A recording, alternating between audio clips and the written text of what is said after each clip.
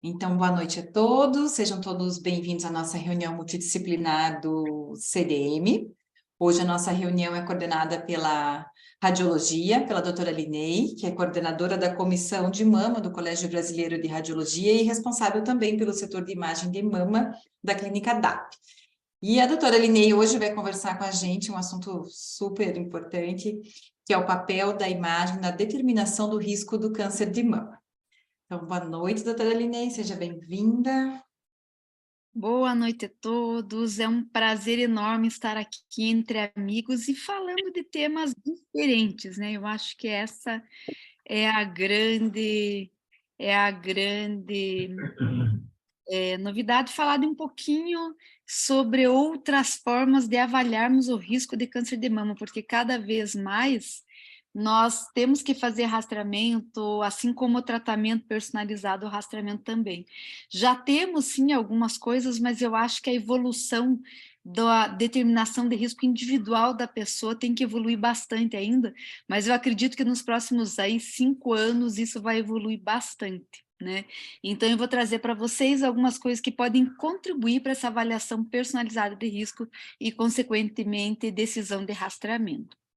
Bem, o que a gente sabe é que o câncer de mama é um problema de saúde pública, uma a cada 8 mulheres desenvolvem câncer, mas a grande pergunta é quem dessas aqui que vai desenvolver. É claro que nós temos vários fatores de riscos genéticos, né? Tanto mutação como polimorfismo, como não genéticos ligados a estilo de vida, fatores reprodutivos externos como radioterapia, ou fatores relacionados à história mamária, que aumentam ou não o risco de câncer de mama dessas pacientes.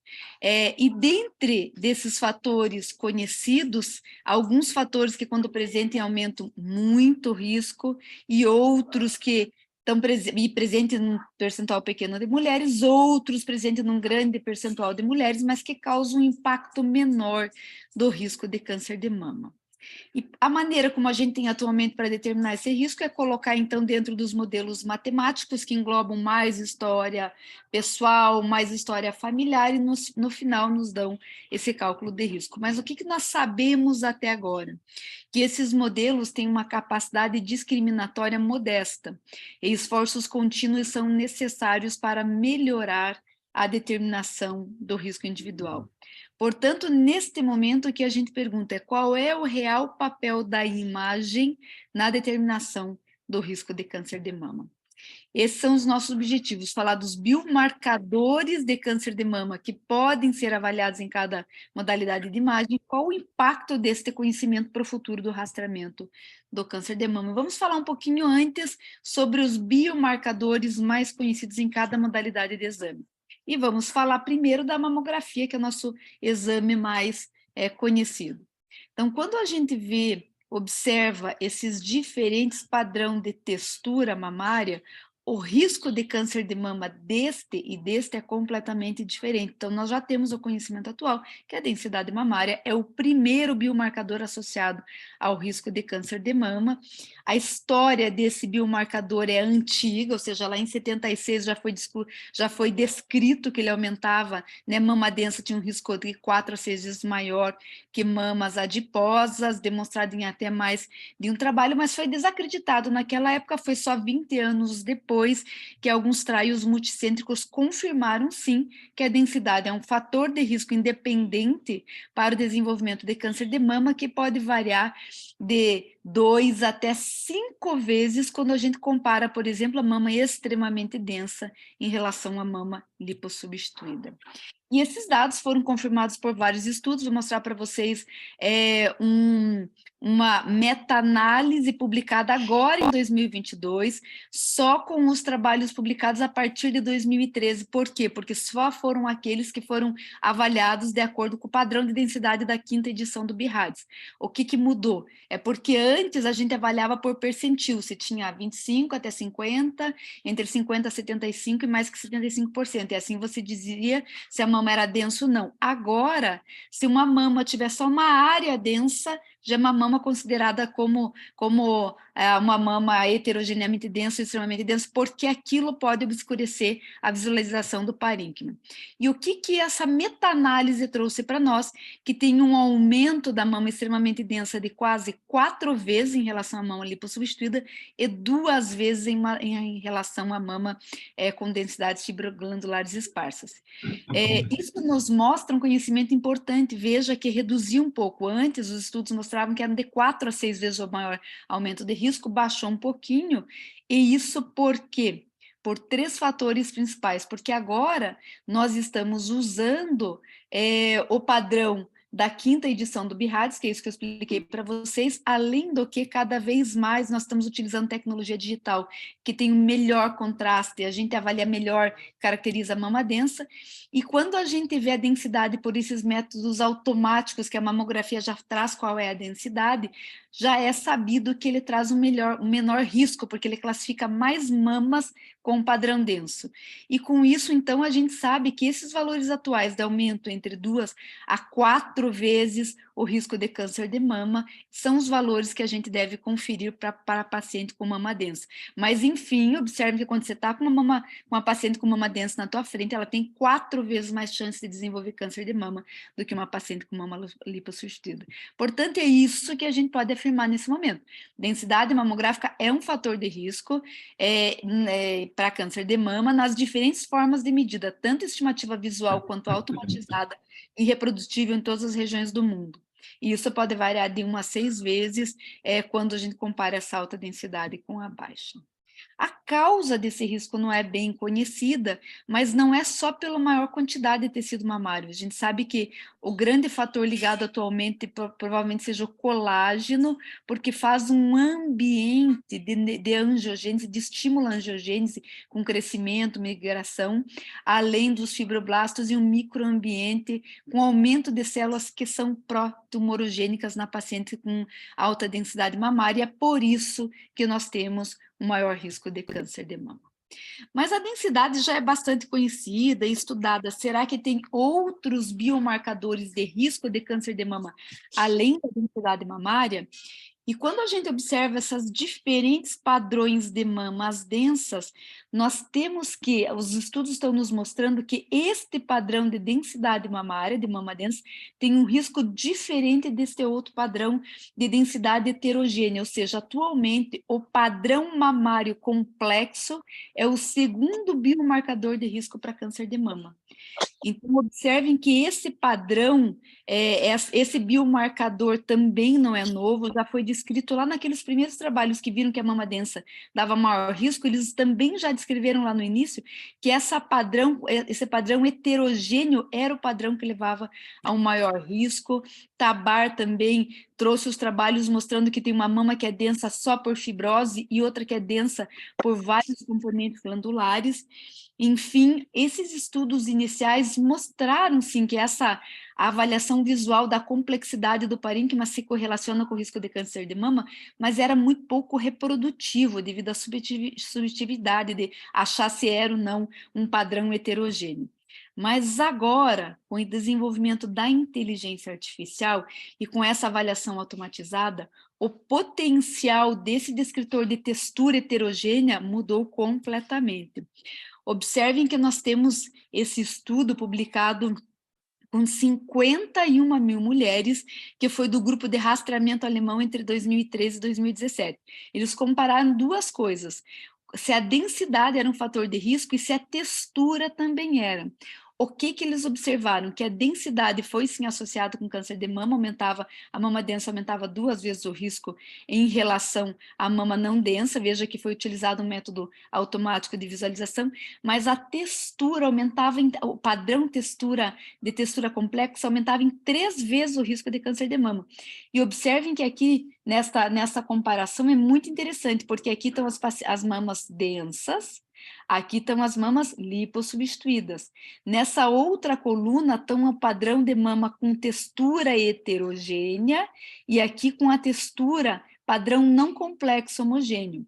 Então, o que observou? Que esse padrão de alta densidade, quando a gente cruza eles com o risco de textura, nós vamos ter dois grupos que sim, que elas são densas e heterogêneas, e é o de maior risco, que são lipossubstituídas e não heterogêneas, que é o de menor risco.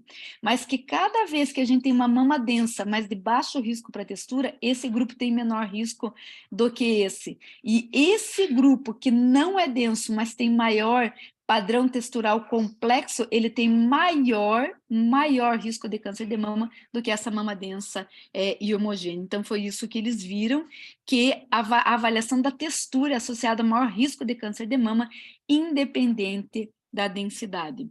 Esse foi outra forma de visualização, por outra forma de inteligência artificial, ou seja, foi utilizado aqui fenótipos radiômicos para essa avaliação. Eles viram exatamente isso, que esse padrão de textura complexa do parênquima era o padrão de maior risco, e a densidade não foi fortemente associada, ou seja, o fato de ser denso não queria dizer que tinha um padrão complexo. Então, os fenótipos associados, esses fenótipos com padrão complexo de textura, foram associados a maior risco de câncer de mama, e foi muito independente da densidade, ou seja, a complexidade do parênquima melhora a capacidade da densidade de predizer o risco. E veja que a gente já tem muitos artigos, esse é uma revisão de 44 artigos publicados até 2016, para ver o que a gente podia chamar de mama complexa e o que não chamava de mama complexa. Então, isso era o objetivo, é fornecer descritores para dizer quando que uma mama era complexa e quando não era.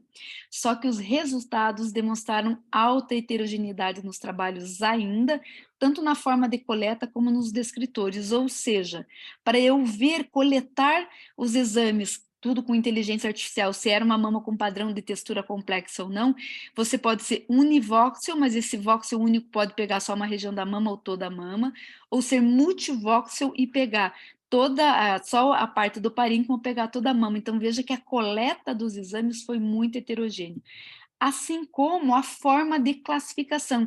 Então, tem várias formas de inteligência artificial e de avaliação desse padrão de textura para dizer quando que uma mama é heterogênea ou não, e com isso não tem como você padronizar, né? Portanto, a conclusão é que sim, a análise automatizada da textura tem um potencial enorme para você elucidar fenótipos de risco de desenvolver câncer de mama, mas mais estudos prospectivos são necessários para que se estabeleçam os padrões de textura para nós incluirmos nos modelos de cálculo de risco. E agora, em 2022, uma meta-análise trouxe para nós e tentou trazer exatamente isso. Agora, observem que a avaliação da textura para avaliação do risco não é 1 ou 2 estudos. Eu estou trazendo para vocês uma meta-análise entre 2016, só dos trabalhos publicados, de 2016 a 2021, e foram 11 mil artigos iniciais, com 28 selecionados, ou seja, é um número muito grande de pacientes que estão sendo avaliados com esse padrão. Mas o que ainda nos mostrou essa meta-análise recente? Que ainda tem uma variação tanto no design, na forma de coleta e na classificação, e ainda estamos com curto tempo de acompanhamento, geralmente inferior a 3 anos, o que limita a avaliação do impacto. Mas o que mostra? Que o desempenho da predição de risco aumenta quando as medidas de textura da mama são adicionadas à densidade mamária, e futuros estudos são necessários para a gente poder ver o real impacto e padronizar isso na prática clínica. Portanto, neste momento, o que a gente pode afirmar sobre o padrão de textura ou a complexidade da textura? Que sim, a avaliação da textura pela inteligência artificial, tanto pelo deep learning como pela radiômica, apresenta correlação com o risco de câncer de mama, com aumento do odds ratio de 2 a 3 vezes em relação ao que não tem esse padrão de textura, independente da densidade. Mas ainda a gente precisa de mais trabalhos para inserir esse modelo de cálculo, para inserir isso nos modelos de cálculos atuais.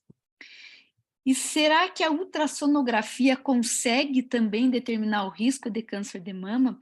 E observem que quando a gente vê os vários padrões de mamas, a ultrassonografia, a gente vê que varia muito isso. Tanto de uma mama, né, totalmente cheia de tecido fibroglandular, até uma mama lipossubstituída. E o que os trabalhos têm nos mostrado? Que sim, o componente ducto glandular é um biomarcador com correlação para o risco de câncer de mama. O que é isso? O que é esse aumento de risco pelo componente glandular? Então, o que os trabalhos nos mostram? Vejam que aqui nós vamos pegar só as pacientes com mama densa. Nós vamos dividir, então, aqui que a gente já sabe que o grupo de mama densa tem o maior risco. Então, a ultrassonografia nos ajuda a pegar as pacientes com mamas densas e dividir em um grupo de maior e de menor risco. Por que eles colocam isso? Porque toda vez que eu pego uma mama com alta densidade, eu posso ter tanto uma mama com um predomínio que está densa por aumento do tecido glandular e dos ductos, quanto só por fibrose. E a gente sabe que aquela mama que é densa só por fibrose não aumenta o risco.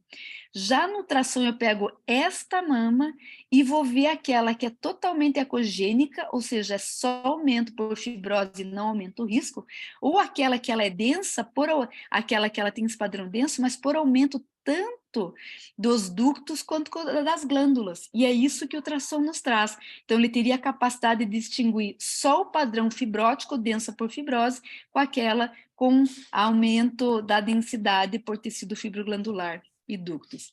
E com isso eles pegaram aquelas mulheres que têm mamas densas a mamografias e dividiram em 4 padrões.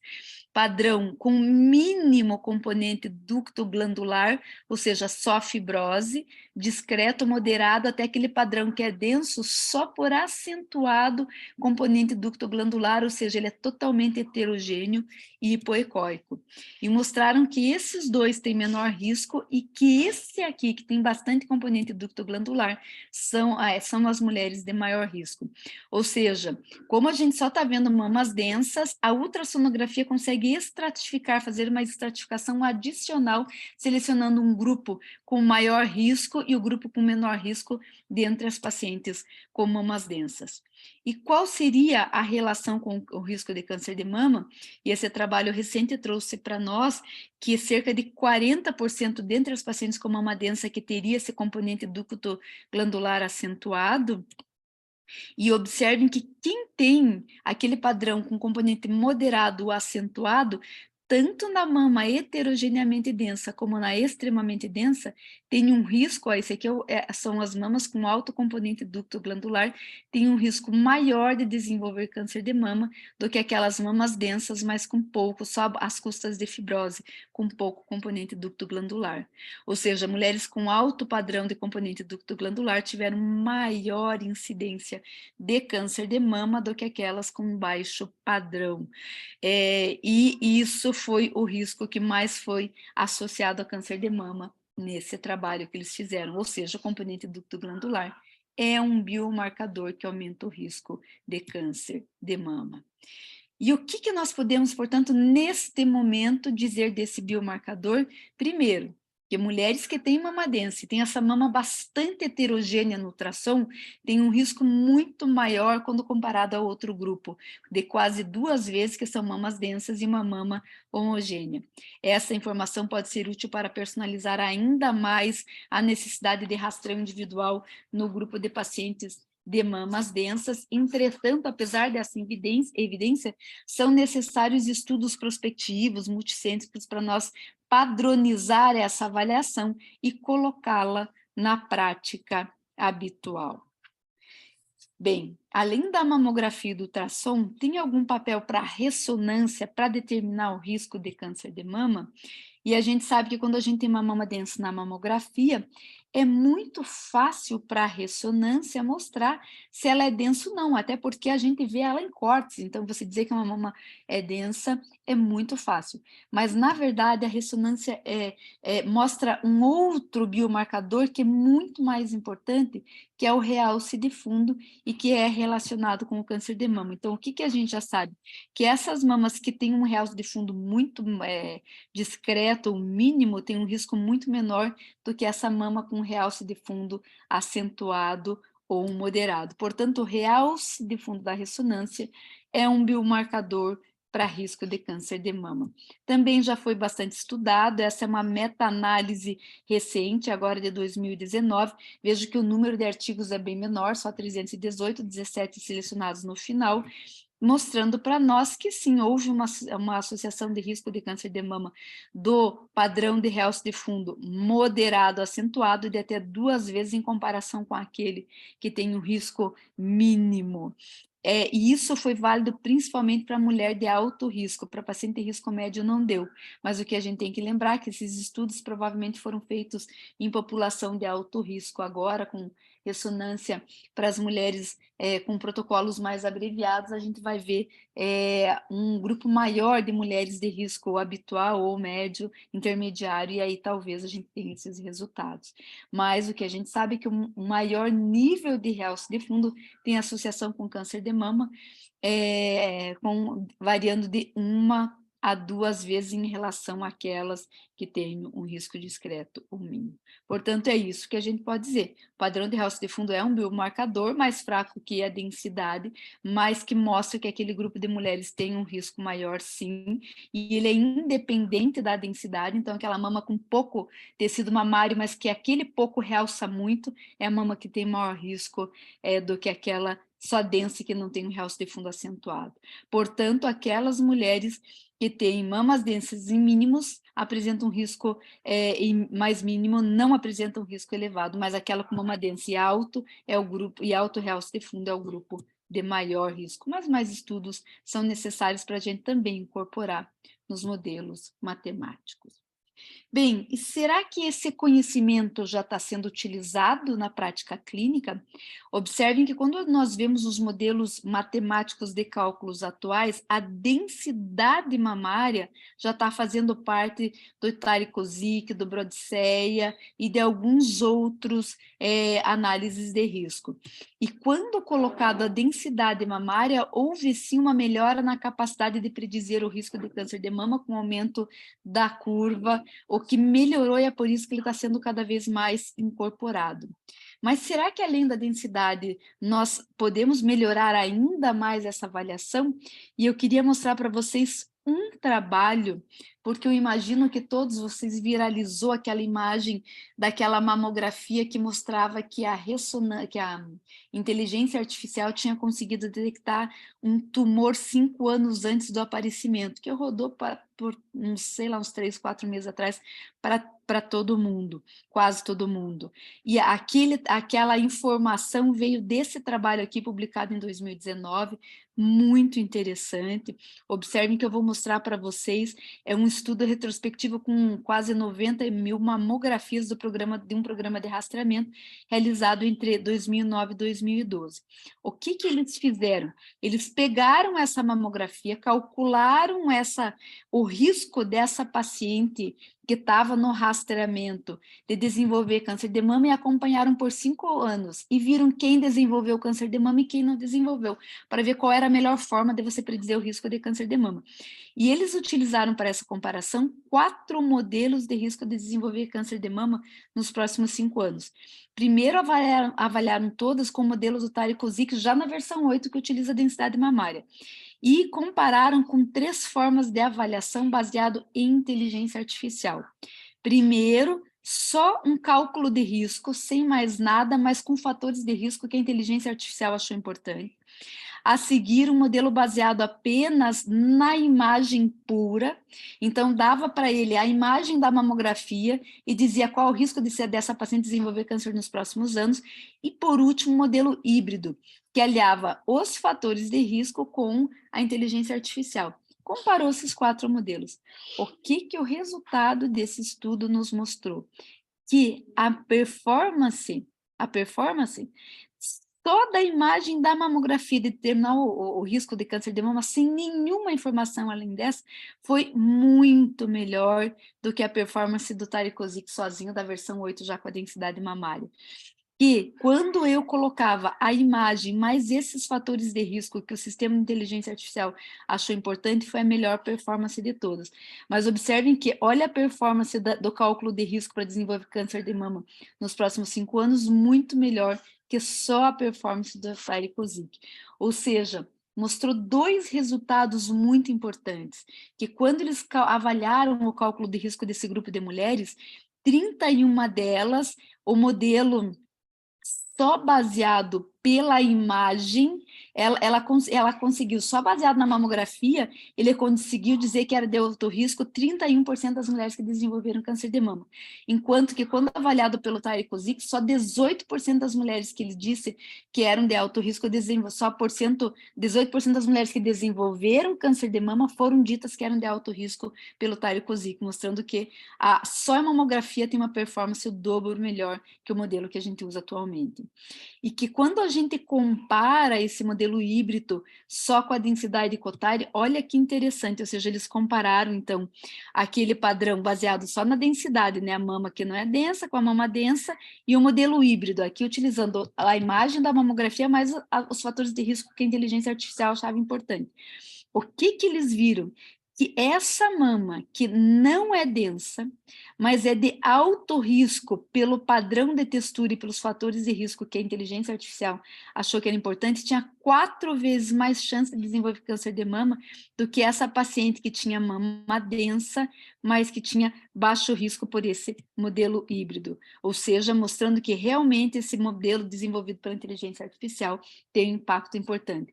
E agora observem, acho que essa é a informação mais importante, comparando aqueles de baixo risco pelo Tyrer-Cuzick com o de alto risco de Tyrer-Cuzick, nessa outra coluna, baixo risco pela textura da mama, né, baseado no padrão da mamografia na história, e aqui de alto risco.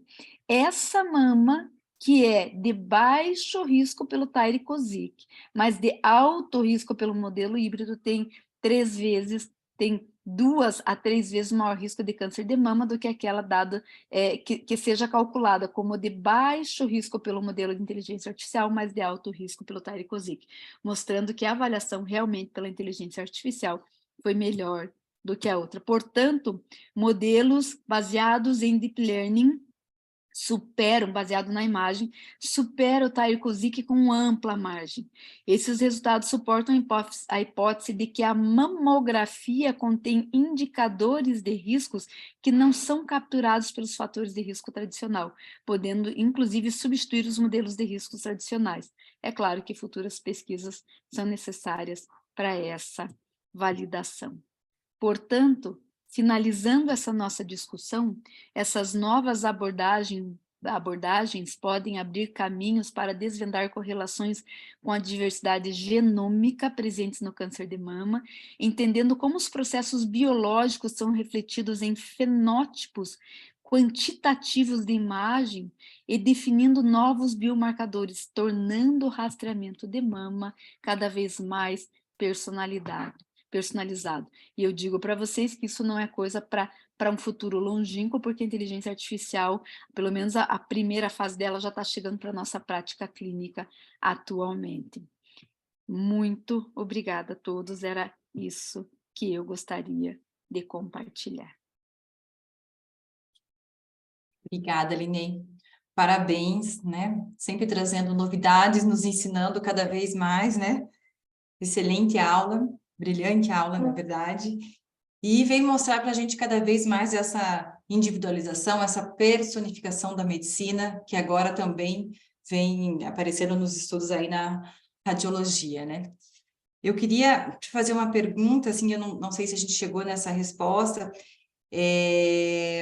Hoje a gente sabe, né, do aumento da densidade mamária, que aumenta em 4, 5 vezes o risco para câncer de mama, e essas pacientes a gente acaba personificando o rastreamento do câncer de mama para elas, incluindo a ressonância.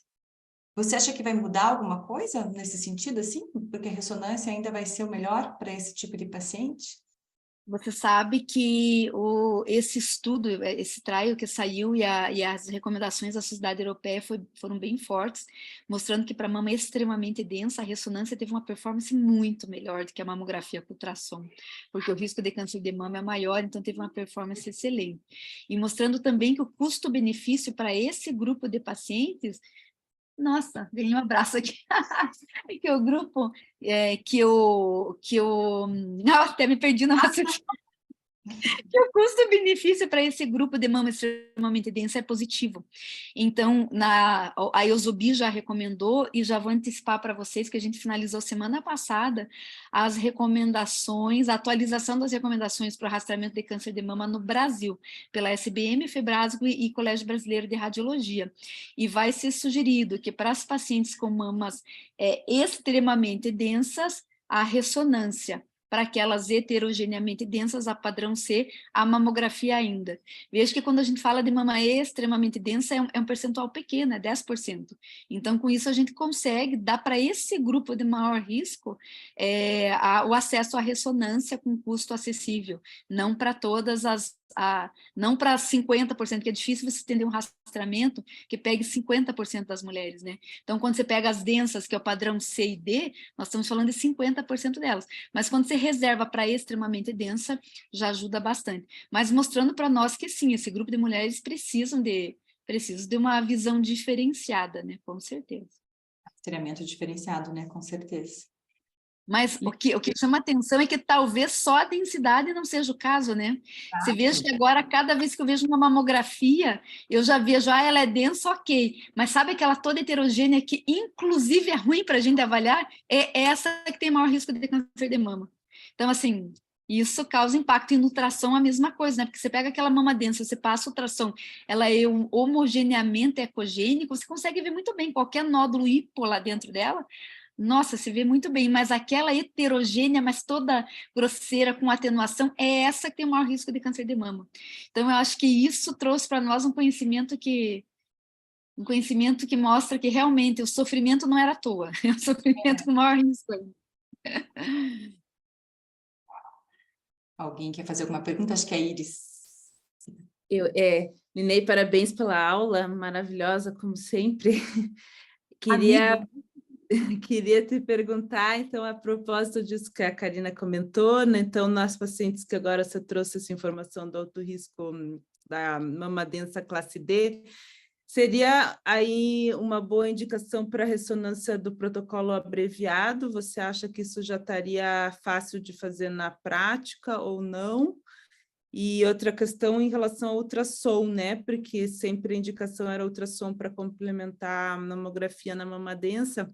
Nessa nova classificação de densidade ecográfica, isso vai mudar nesse sentido dessas mamas de dificuldade ecográfica já irem direto para o ultrassom? Como é que vocês interpretaram isso no protocolo agora?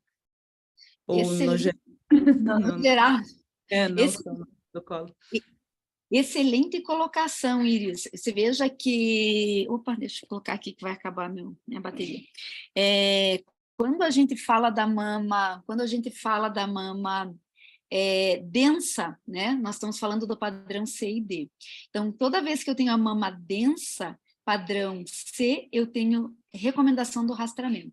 Porque a gente sabe que tem um risco maior e pelo menos ultrassom essas pacientes têm o direito de se submeterem. A novidade é que para o padrão D, a mama extremamente densa, aquela bem densa mesmo, a ressonância mostrou que tem uma performance muito superior, né? Provavelmente também para o padrão C, mas ainda aí a gente pega muitas mulheres e o custo-benefício é complicado, então não tem como se aplicar com todo mundo. Mas pelo menos você vai ver que a maioria dos guidelines ao redor do mundo vão sair nessa tendência. Mamas padrão T, ultrassonografia, né? Mamografia e ultrassonografia, padrão D, mamografia e ressonância. E o que chama atenção é que vai sair que a ressonância pode ser até bienal, né? Porque ela tem uma avaliação tão importante que você não precisava nem anual. Então, a recomendação do Eusobi é que seja a cada 2 anos. Então, você contemplar a ressonância para esse grupo vai ficando cada vez mais acessível. Já o protocolo abreviado, veja que a gente esbarra numa parte técnica. Então, quando a gente fala em protocolo abreviado, o que a gente está falando? Está falando de um exame mais curto, né? Melhor para os pacientes, seria melhor para a clínica, porque você conseguiria cobrar um exame menor e ter mais pacientes realizando e ter custo-benefício. Mas nós não temos código para ressonância abreviada. Então, na prática, a ressonância abreviada ainda não existe. Mas esse conceito de ressonância abreviada já está vindo para os protocolos, porque veja que no começo a gente falava de protocolo de 30 minutos, até protocolos de 40 já teve.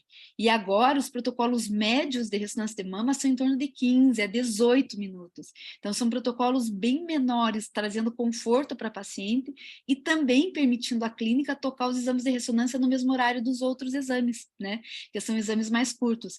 Então eu acho que assim, não temos protocolo abreviado, porque a parte prática não tem nenhum código para isso, mas por outro lado já veio o benefício do conceito da ressonância abreviada, que é um exame mais curto, né? Que é bom para todo mundo, mas com informações importantes. Perfeito, obrigada. Linei, está me ouvindo? Estou ouvindo e estou vendo uma sacolinha da Copenhague ali no fundo, que está me dando uma fome. Eu preciso tirar essa sacola dali, porque todo mundo que eu falo fica de olho, não fala comigo, fica de olho na sacola da Copenhague. Tem que comer esse chocolate com cuidado, doutor Rubens. Exato, aos pouquinhos. Uma dúvida que sempre me ocorre é o seguinte: essa classificação que você passou, a classificação C e classificação D, tem um grau de subjetividade. Grande. Então, e muitas vezes a gente acha que se a gente imagina que é uma classificação C, eles colocam com D e vice-versa. Então, aí vai entrar um viés de julgamento, de escolha, de você acrescentar esse exame ou não. Qual seria o aspecto prático? Qual a saída prática para isso? Olha, veja que a variabilidade da avaliação é enorme, todos os trabalhos mostram, tanto interobservadores, né, tipo eu avaliando e o meu colega do lado, quanto inclusive intra-observador, ou seja, você avaliando hoje e avaliando depois de novo, porque é difícil. Antes eu acho que era até mais fácil, eu acho que tem visualmente, você devia dizer assim, 25% densa, 50%.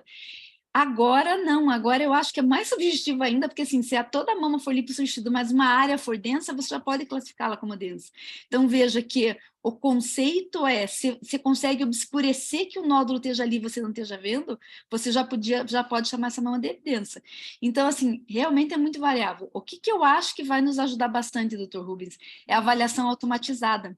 A avaliação automatizada com a inteligência artificial já está vindo na maioria dos novos mamógrafos, só que claro que ainda para você comprar essa avaliação automatizada é caríssimo, né? E está evoluindo.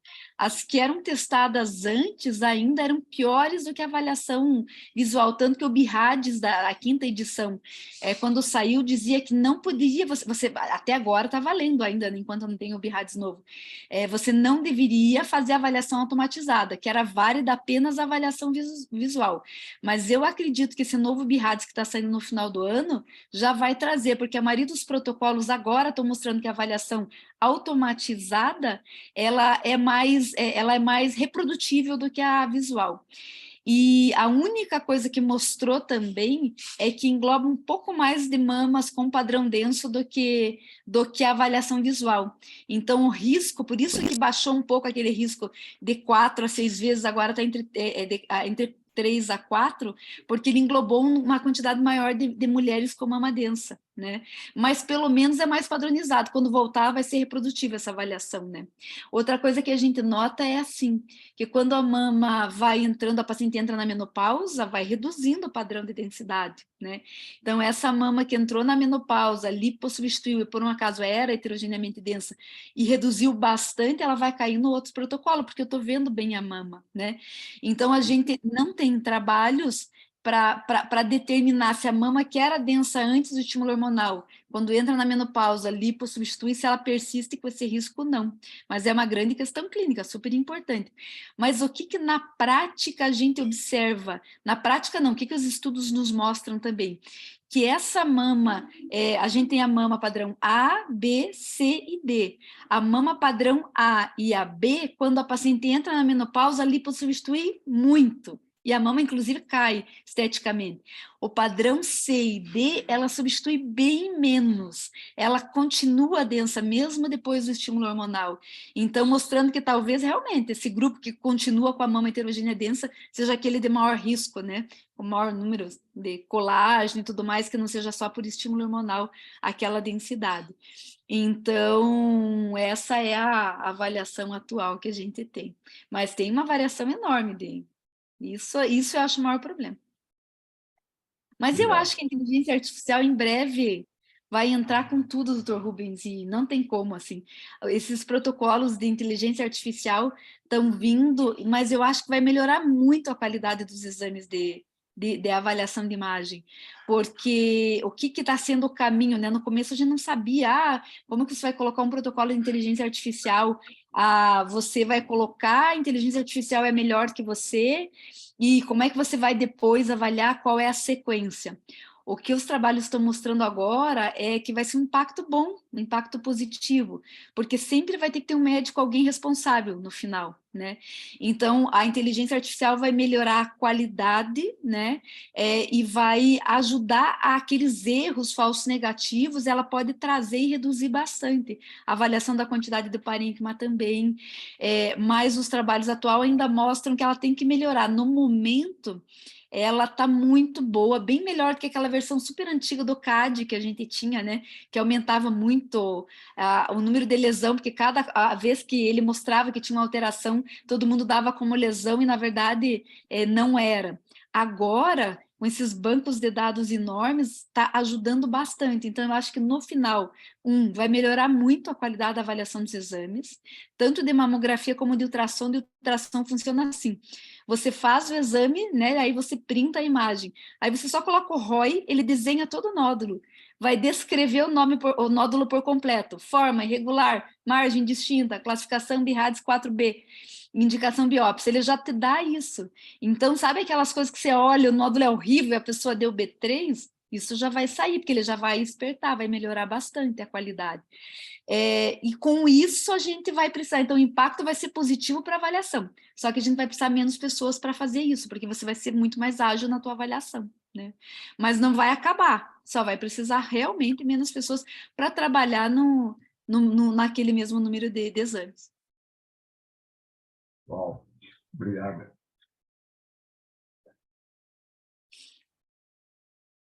Eu posso falar? Claro. Prazer.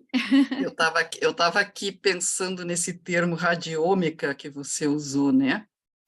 Isso significa que vocês estão unindo esses dados com dados biológicos, é isso? Exatamente. Esses dados. Exatamente. E eu estava pensando que a gente até teve uma conversa semana passada, que a gente tem uns exomas aí correndo. De repente, a gente podia dar uma olhada quais dessas mulheres que nós estamos sequenciando têm mama densa e pegar esses parâmetros que a Linei trouxe para a gente e ver se a gente consegue, de repente, ver algum marcador biológico, que nós vamos ter sequência de quase 100 mulheres a gente está fazendo. Nossa, eu acho Só que a gente não pensou nisso na seleção, agora é ver se a gente tem sorte. Não, mas pode ser até uma avaliação retrospectiva, né? Você pega o teu grupo que vocês avaliarem, dividem, né? Num grupo e vai ver se tem diferença de imagens e de marcadores que a gente conhece. Isso.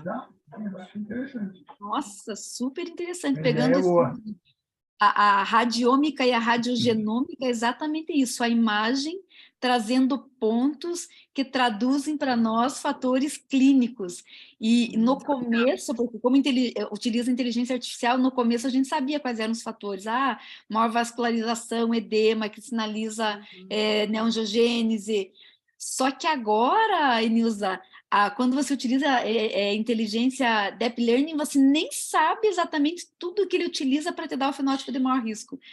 Assim, a inteligência artificial ele tem um lado diferente, porque essa avaliação do padrão de textura, por exemplo, eu queria trazer exatamente qual é o padrão de mama que é de textura de alto risco e de baixo, mas é tudo padrão de inteligência artificial, então assim, você não tem como dizer assim, visualmente, são todos dados que eles vão passando por várias máscaras e tirando aqueles transformam em variante numérica até trazer que esse é maior risco, esse é menor risco. E sabe o que é mais interessante? Que a história da inteligência artificial é super interessante, né? Então, começou lá na década de 50, os computadores vão trazer aqui a avaliação, mas não tinha computador para isso. Aí, na década de 80, entraram os computadores de joguinhos e evoluiu muito, mas mesmo assim ainda estava engatinhando, porque só conseguiu evoluir quando chegou agora, em 2010, e eles simularam o córtex humano, a retina. Então, assim, eles colocaram várias camadas, por isso que chama a rede neural convolucional, nossa, até perdi, convolucional, porque ele simula o córtex da retina, é uma camada de entrada, múltiplas camadas até de saída, e com isso agora é um boom, agora o céu é o limite. Então, é biologicamente inspirado, é um negócio interessante, né? No fundo, quem são os seres mais avançados, né? Muito bacana, parabéns pela aula. A geneticista adorou. Só que eu vou puxar a minha mamografia da gaveta já, viu? Para ver padrão de textura. Não, melhor não, deixa. Acho que tem coisas que é melhor não saber. Brincadeira, não, tem que saber, com certeza. Se olhar a texturinha e tiver heterogênea lá, ai! Que bom. Mais alguém quer fazer alguma pergunta para a doutora Linei? Acho que não. Acho que então podemos encerrar, né? Linei, mais uma vez, obrigada pela maravilhosa aula. Como é bom a gente ver a medicina, como ela está evoluindo, né? Ela não para nunca e só trazendo melhores resultados para nós. Então, boa noite a todos. Semana que vem nos encontramos aqui novamente para falar de tumor board. Parabéns, Linei. Um prazer, um abraço. Parabéns. Boa noite, tchau. Parabéns. Boa noite. Boa noite.